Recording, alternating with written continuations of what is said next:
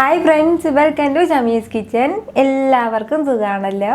ഇന്ന് നമ്മൾ തയ്യാറാക്കുന്നത് അവൽ കൊണ്ട് വളരെ ടേസ്റ്റി ആയിട്ട് തയ്യാറാക്കാൻ പറ്റുന്ന നല്ലൊരു റെസിപ്പിയാണ്.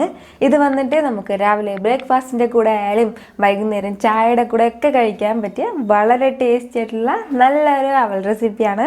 എന്നാൽ ശരി, ഇതെങ്ങനെയാണ് ഉണ്ടാക്കുന്നതെന്ന് നോക്കാം. അപ്പോൾ ഞാൻ ഇതിന് വേണ്ടിയിട്ട് 2 കപ്പ് അവൽ എടുത്തിട്ടുണ്ട്. 2 കപ്പ് എന്ന് പറയുമ്പോൾ ഈ കപ്പിന് 2 കപ്പാണ് അളന്നെടുത്തിട്ടുള്ളത്. 100 ഗ്രാം അവലുണ്ട്. ഇപ്പോൾ നമ്മുടെ നാട്ടിലെല്ലാം കിട്ടുന്നത് ഈ ഒരു രീതിയിൽ തിന്നായിട്ടുള്ള അവലാണ്. അപ്പോൾ ഇങ്ങനെ കിട്ടുകയാണെന്നുണ്ടെങ്കിൽ ഇത് മതിയാവും. അതല്ല, നല്ല തിക്കായിട്ടുള്ള അവലുണ്ടല്ലോ, അതാണ് ഏറ്റവും ബെസ്റ്റ് ആയിട്ടുള്ളത്. എനിക്കിപ്പോൾ കിട്ടിയിട്ടുള്ളത് ഈ രീതിയിലുള്ള അവലാണ്, തിന്നായിട്ടുള്ളത്. പക്ഷേ പ്രശ്നമൊന്നുമില്ല, അതേ സെയിം ടേസ്റ്റിൽ തന്നെ നമുക്ക് തയ്യാറാക്കി എടുക്കാവുന്നതേ ഉള്ളൂ. ഇനി ഈ അവൽ നമ്മൾ നല്ലതുപോലെ ഒന്ന് കുതിർത്തിട്ട് എടുക്കണം. കുതിർത്തിട്ട് എടുക്കണമെന്ന് പറഞ്ഞാൽ ഇതുപോലെ തിന്നായ അവലായതിൻ്റെ പേരിൽ നമ്മളിത് വെള്ളത്തിലൊഴിച്ചിട്ട് അങ്ങനെ വെച്ചിരിക്കുകയൊന്നുമില്ല. ജസ്റ്റ് വെള്ളത്തിലിട്ട് ഒന്ന് കഴുകിയെടുക്കുക മാത്രമേ ഉള്ളൂ. എന്നാൽ ശരി, ഇത് നമുക്ക് നല്ലതുപോലെ ഒന്ന് കഴുകിയിട്ടെടുക്കാം. അപ്പോൾ നമ്മുടെ അവൽ കുതിർത്തെടുക്കാൻ വേണ്ടിയിട്ട് ഞാനിപ്പോൾ ഫസ്റ്റ് ഇതുപോലെ ഒരു ബൗൾ വെച്ചിട്ടുണ്ട്. അതിന് മുകളിലായിട്ട് ഇതുപോലെ ഹോളുള്ള ഒരു പാത്രമാണ് വെച്ചിട്ടുള്ളത്. ഇതിൻ്റെ ഒന്നും ആവശ്യമില്ല. സാധാരണ നമ്മൾ അരിപ്പ ഉണ്ടല്ലോ, ഇത്രയും വലിയ അരിപ്പ, ആ അരിപ്പയിലേക്ക് അവലിട്ടതിന് ശേഷം ഒന്ന് പൈപ്പിൽ വെള്ളം കാണിച്ചിട്ട് ഇതൊന്ന് മാറ്റി വെച്ചാൽ മതിയാവും. അപ്പോൾ ഞാൻ നിങ്ങളുടെ അടുത്ത് കാണിക്കാൻ വേണ്ടിയിട്ടാണ് ഇപ്പോൾ ഇത് ഇങ്ങനെ ചെയ്തേ ഉള്ളൂ. ഇനി നമുക്കിതിലേക്ക് നമ്മുടെ അവൽ തട്ടി കൊടുക്കാം. കൂടെ തന്നെ ഇനി വെള്ളം ഒഴിച്ചു കൊടുക്കാം.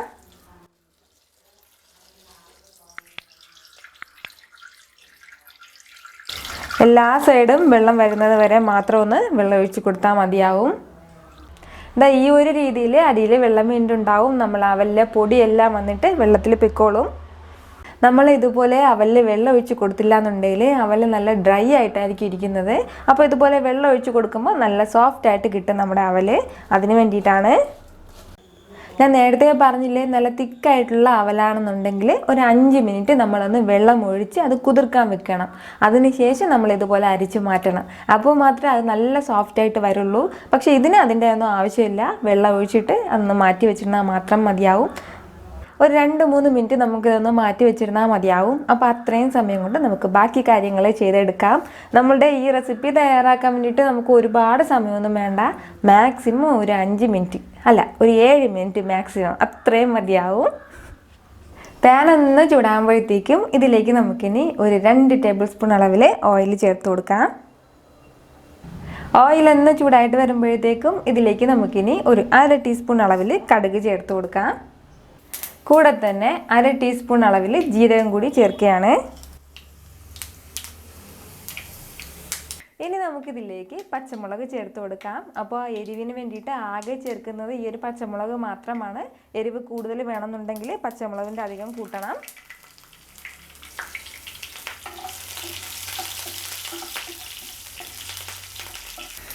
ഒരു മീഡിയം സൈസ് സവാള ചെറുതായിട്ട് അരിഞ്ഞത് കൂടി ചേർത്ത് കൊടുക്കാം.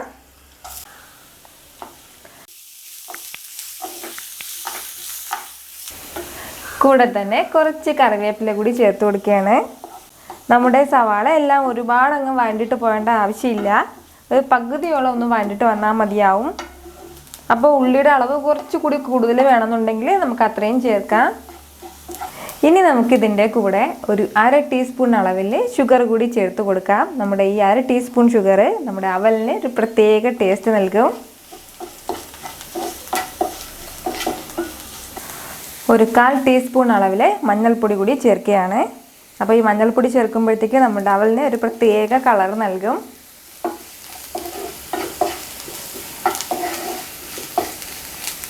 കൂടെ തന്നെ ഒരു പിഞ്ച് കായപ്പൊടി കൂടി.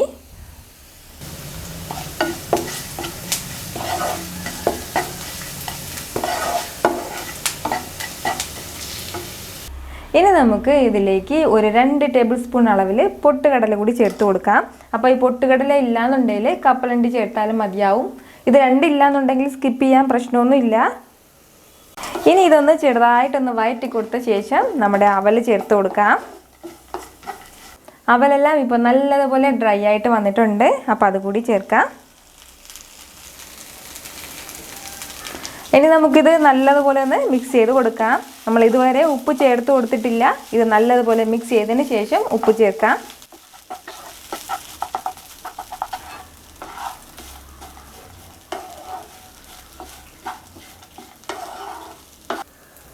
ഇനി നമുക്ക് ഇതിലേക്ക് ഇത്രയും അവലിന് ആവശ്യമായിട്ടുള്ള ഉപ്പ് കൂടി ചേർത്ത് കൊടുക്കാം. ഫൈനലി ഒരല്പം മല്ലിയില കൂടെ ചേർത്ത് കൊടുത്തു കഴിഞ്ഞാൽ നമ്മുടെ അവൽ റെസിപ്പി റെഡി ആയിട്ട് വന്നിട്ടുണ്ട്.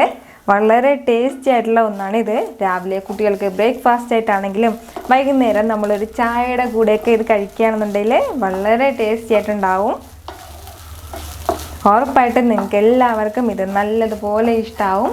ഇതിപ്പോൾ കുറച്ച് മഞ്ഞ കളറിലാണ് ഉള്ളത്. അത് നിങ്ങൾക്ക് കാണാൻ പറ്റുന്നുണ്ടോ എന്നറിയില്ല. ഈ ഒരു കളറിലാണ്. നമ്മളിത് പ്ലേറ്റിലേക്ക് സെർവ് ചെയ്യുന്നതിന് മുന്നേ ഒരു പകുതി നാരങ്ങ കൂടി ഇതിലേക്ക് പിഴിഞ്ഞൊഴിക്കണം. ഇപ്പോൾ ഇതിൽ കുരുവൊന്നുമില്ല, അതിൻ്റെ പേരിൽ ഞാൻ അങ്ങനെ തന്നെ പിഴിഞ്ഞൊഴിക്കുകയാണ്. ഈ നാരങ്ങ നീര് ഒഴിക്കുമ്പോഴാണ് നമ്മുടെ ഈ അവൽ റെസിപ്പിയുടെ നല്ല കറക്റ്റ് ടേസ്റ്റ് വരുന്നത്. നല്ലൊരു ഉഷാർ ചായയുടെ കൂടെ ഇതുപോലെ അവൽ റെസിപ്പി തയ്യാറാക്കി വൈകുന്നേരങ്ങളിൽ കഴിക്കാവുന്നതേ ഉള്ളൂ. വീട്ടിലൊരല്പം മിക്സ്ചർ കൂടി ഉണ്ടെങ്കിൽ അതുകൂടി ഇതിൻ്റെ മുകളിലേക്ക് ഇടുകയാണെന്നുണ്ടെങ്കിൽ അത്രയും നല്ലത്. വളരെ ടേസ്റ്റി ആയിട്ടുള്ള നമ്മുടെ അവൽ റെസിപ്പി റെഡി ആയിട്ടുണ്ട്. ഇതുവരെ ഇതുപോലെ ട്രൈ ചെയ്തിട്ടില്ലാത്തവർ ഉറപ്പായിട്ടും ട്രൈ ചെയ്ത് നോക്കണം. നിങ്ങൾക്കിത് നല്ലതുപോലെ ഇഷ്ടമാവും. ഈ വീഡിയോ നിങ്ങൾക്ക് ഇഷ്ടമായാൽ ലൈക്ക് ചെയ്യാനും ഇത് മറ്റുള്ളവർ കാണണമെന്ന് ആഗ്രഹിക്കുന്നുണ്ടെങ്കിൽ ഷെയർ ചെയ്യാനും സബ്സ്ക്രൈബ് ചെയ്യാനും മറക്കരുത്. വീണ്ടും നല്ലൊരു റെസിപ്പിയുമായിട്ട് വരുന്നവരേക്കും ബൈ ഫ്രം ഷമീസ് കിച്ചൻ.